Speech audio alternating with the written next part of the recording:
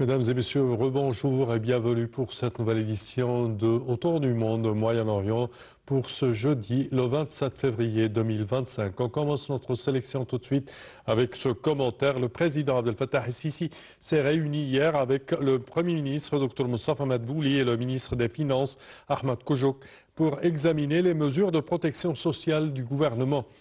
Le chef de l'État a mis l'accent sur la nécessité pour le gouvernement de poursuivre tous les efforts visant à soutenir les catégories les plus démunies et les plus vulnérables. La réunion a également abordé les efforts du gouvernement pour préparer le mois du jeûne musulman, le mois sacré du Ramadan. Pour plus de détails, voici un commentaire. Le président Abdel Fattah el-Sisi avec le Premier ministre Moustapha Madbouli et le ministre des Finances Ahmad Koujouk a passé en revue les programmes de protection sociale que le gouvernement a finalisés sur la base des instructions du président de continuer à travailler pour alléger les fardeaux de la vie des citoyens et développer des mécanismes pour fournir des programmes de protection sociale aux bénéficiaires afin d'assurer la réalisation de leurs objectifs. Ces programmes visent à soutenir les familles les plus vulnérables et les familles du programme Takaful Karama dans les mois à venir jusqu'à la fin de juin 2025, ainsi que l'augmentation prévue des salaires, des traitements et des pensions qui sera mise en œuvre au début de la nouvelle année fiscale en juillet 2025. Dans ce contexte, le président a souligné la nécessité pour le gouvernement de continuer à déployer tous les efforts pour soutenir les catégories les plus vulnérables, d'améliorer le choix des familles qui méritent d'être soutenues et de continuer à travailler au développement des meilleures politiques et programmes de protection sociale en coordination entre les agences publiques concernées afin de répondre aux besoins des familles égyptiennes et d'améliorer le niveau et l'efficacité des services fournis aux personnes à faible et moyen revenu. La réunion a également abordé les efforts du gouvernement pour accueillir le mois sacré du Ramadan, en préparant des stocks stratégiques de produits de base et de denrées alimentaires, ainsi que les efforts en cours pour augmenter la taille des réserves, en particulier des produits de base stratégiques. À cet égard, le président a insisté sur la nécessité de continuer à travailler pour fournir des stocks sûrs de divers produits de base, assurer la disponibilité des produits à des prix appropriés et continuer à organiser des marchés pour aider les citoyens à vendre des marchandises à des prix réduits afin d'alléger le fardeau des citoyens pendant le mois sacré du Ramadan. Et pour plus d'explications sur ce sujet, mesdames et messieurs, nous avons le plaisir d'accueillir au bout du fil Mme Farida Choubachi, qui est journaliste, écrivaine et députée au Parlement. Bonjour. Bonjour à vous et à tous vos téléspectateurs. Merci. Alors, premièrement, quand on parle de cette réunion du Premier ministre avec le Président de la République, certainement concernant le paquet d'aide sociale destiné aux citoyens les plus vulnérables, surtout à l'approche du mois du jeûne musulman, le mois du Ramadan. Quelle est votre opinion sur cela ? Justement, moi, mon opinion, on l'a toujours dit ensemble, Ouais. que le président, vraiment, il est un modèle formidable de l'aide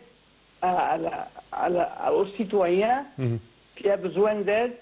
Et il est tout le temps, il est tout le temps inquiété parce qu'il veut sentir que tous les citoyens égyptiens sont satisfaits, oui, et sont, comment dire, c'est-à-dire ils sont bien garnis, je dirais. Comment? Bien garnis, bien qui pourvoient. Oui. C'est un président qui pense à tous les citoyens, quelle que soit leur situation, quelle que soit leurs moyens. Il est toujours là en aide à tout citoyen égyptien. Et c'est pour ça qu'il a décrété et il a conseillé au chef du gouvernement, ouais, Dr Madbouli, de vraiment d'alléger la situation difficile qu'on traverse maintenant et qu'il consacre des sommes qui peuvent aider les citoyens égyptiens à continuer leur vie sans difficulté. Concernant également le mois de Ramadan, on parle de la disponibilité de denrées alimentaires, mais également du contrôle des prix sur le marché. Comment voyez-vous les efforts du gouvernement dans ce domaine? Je vois que malheureusement, il y a des gens qui profitent des besoins pendant le mois de Ramadan, et c'est pour ça qu'ils haussent les prix, parce qu'ils sont vraiment, ils sont inconscients, ils n'ont pas de conscience, ils n'ont pas de... Mais alors là, il y a vraiment un dispositif, un mécanisme. Oui. Comment? Oui, un dispositif déployé par le gouvernement, c'est ça? Voilà, pour assurer la vie normale pour les gens pendant le mois du jeûne. Vous voyez, parce que les gens qui sont avides et qui sont toujours contre la prospérité et le progrès de notre pays, ils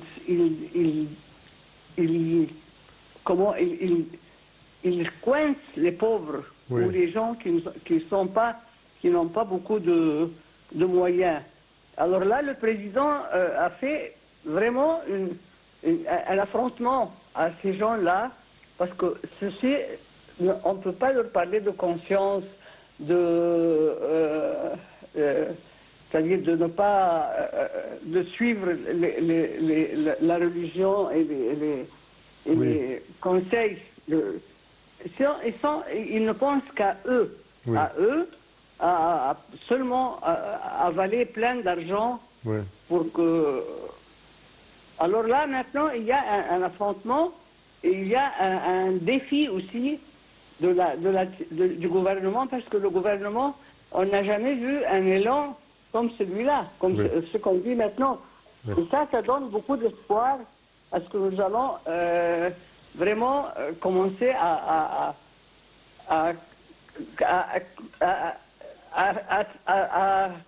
voir nos résultats quand même. À paralyser ces gens-là.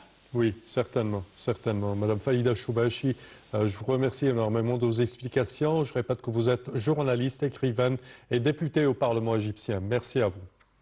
Et nous enchaînons, chers téléspectateurs, avec cette information. Le Hamas a restitué dans la nuit de mercredi à jeudi 4 corps d'otages israéliens morts à Gaza. Une restitution suivie par le transfert de prisonniers palestiniens vers la Cisjordanie occupée, Israël ayant promis de libérer un nouveau groupe de plus de 600 détenus dans le cadre de l'accord de trêve à Gaza qui expire samedi. Le Hamas a estimé qu'Israël n'a pas d'autre choix que d'entamer les négociations pour une deuxième phase de cessez-le-feu à Gaza. L'échange se déroule pour la première fois sous la supervision de l'Égypte. La première phase de l'accord est censée prendre fin le samedi 1er mars. Et le gouvernorat de Jérusalem a mis en garde hier contre l'escalade de l'occupation israélienne de la mosquée Al-Aqsa à l'approche du mois du jeûne musulman, le mois du Ramadan, appelant à la levée des mesures restrictives et à la liberté de culte. La province a déclaré dans un communiqué que les autorités d'occupation israéliennes avaient l'intention d'imposer un ensemble de mesures racistes et provocatrices à l'encontre de la mosquée Al-Aqsa pendant le mois sacré du Ramadan. Ces mesures incluraient la limitation du nombre de fidèles à la mosquée Al-Aqsa à quelques milliers seulement, l'autorisation à 10 000 fidèles de la Cisjordanie d'accomplir la prière du vendredi en violation flagrante du droit des musulmans à l'adoration et l'interdiction à des prisonniers récemment libérés d'entrer à l'esplanade d'Al-Aqsa avec l'entrée des fidèles de la Cisjordanie par catégorie d'âge. En outre, les autorités d'occupation israéliennes intensifient leur présence militaire en déployant 3 000 policiers par jour sur les barrières entourant Jérusalem-Est et en contrôlant 82 barrières militaires, dont des verrous de terre, des portes en fer et un mur de séparation raciale qui isole les quartiers palestiniens du cœur de la ville et les uns des autres dans le but d'étouffer le mouvement des fidèles et de les terroriser. Et le secrétaire général de l'ONU, Antonio Guterres, s'est dit gravement préoccupé lundi par la montée de la violence en Cisjordanie et les appels à l'annexion devant le Conseil des droits de l'homme à Genève. Israël a annoncé dimanche avoir expulsé avec interdiction de rentrer chez eux des dizaines de milliers de Palestiniens de 3 camps de réfugiés du nord de la Cisjordanie occupée, investis par l'armée qui mène dans le secteur une vaste opération depuis un mois. L'armée a lancé cette opération baptisée Mur de fer et visant les groupes armés palestiniens en Cisjordanie le 21 janvier, soit 48 heures après l'entrée en vigueur d'un fragile cessez-le-feu dans la bande de Gaza. Dimanche également, l'armée israélienne a annoncé le déploiement de chars à Jénine. C'est la première fois que des chars opèrent en Cisjordanie occupée depuis la fin de la deuxième intifada palestinienne en 2005. M. Guterres a souligné lundi l'importance du fragile cessez-le-feu en place à Gaza depuis le 19 janvier. Je cite, « Nous assistons à un cessez-le-feu précaire. Nous devons éviter à tout prix une reprise des hostilités », a-t-il mis en garde. Je cite, « La population de Gaza a déjà trop souffert.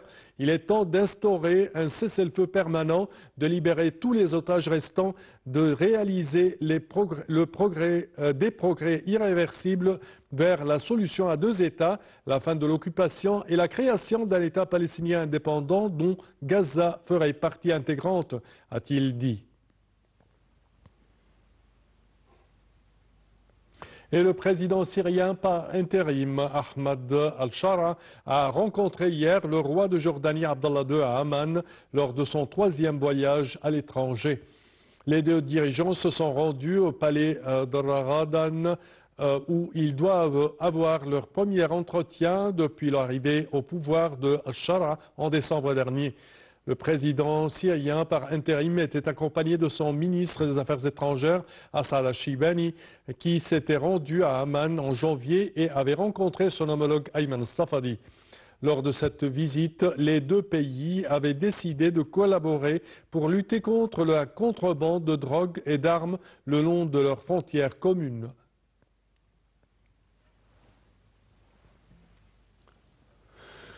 Et le Hezbollah pro-iranien, affaibli lors de la récente guerre avec Israël, a accordé mardi sa confiance au nouveau gouvernement libanais qui s'est engagé à ce que l'État ait le monopole des armes. Je cite, « Nous accordons notre confiance au gouvernement en espérant qu'il se distinguera par sa sagesse et sa bonne gestion ».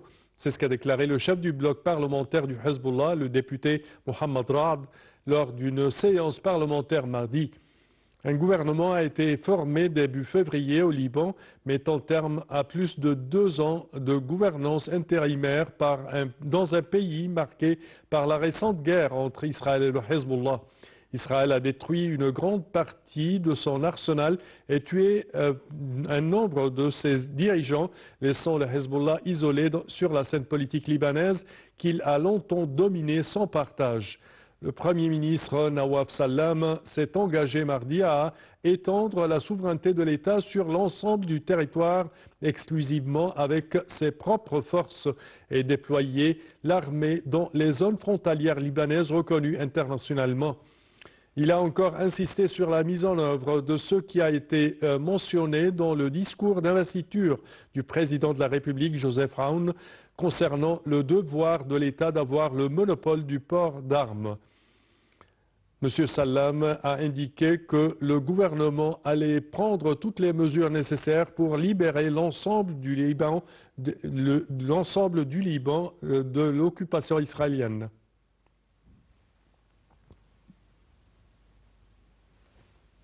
Et c'est ainsi, chers téléspectateurs, que prend fin notre édition d'aujourd'hui de Autour du monde Moyen-Orient.